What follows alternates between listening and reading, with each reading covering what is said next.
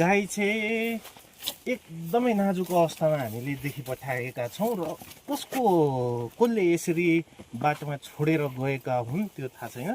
तर यसरी लम्पसार गाईलाई पारिएको छ अनि हेर्न सक्नुहुन्छ कि बाटोमै छ, सिङ भाँचिएको छ, अवस्था एकदम नाजुक देख्न सक्नुहुन्छ।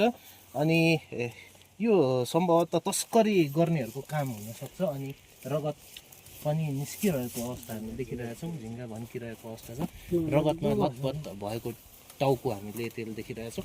र यो घटना चाहिँ ओकाइटी चिया बगानभित्रको यो जुन खड्कादेखि अलिक मुनतिर जो बाटो चाहिँ नेपाल सिमानातिर जुन बाटोले लान्छ, खड्का गाउँदेखि मुनतिरको बाटो, र यो बाटो माझमा नै यसरी गाईलाई अलपत्र पारेर छोडिएको छ। एकदमै नाजुक अवस्थामा यो गाईलाई हामीले देख्यौँ अनि यो भिडियो बनाइरहेका छौँ। र कसको करतुत हो यस्तो भन्ने कुरामा पनि पत्ता लगाइनु जरुरी छ।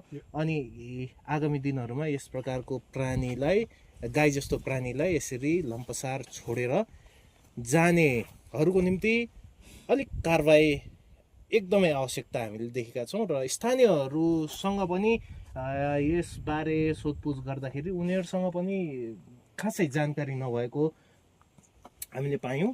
र गाईको अवस्था हेर्नुहोस्, र जुन देशमा गाईलाई माताको स्वरूपमा मानिन्छ अनि त्यो माता मानिएको गाईलाई चाहिँ यसरी लम्पसार छोडेर भाग्नु कति निर्दयताको, कति क्रूरताको उदाहरण हो भन्ने कुरा हामीले यहाँबाट चाल पाउन सक्छौँ। हेर्न सक्नुहुन्छ गाईको अवस्था।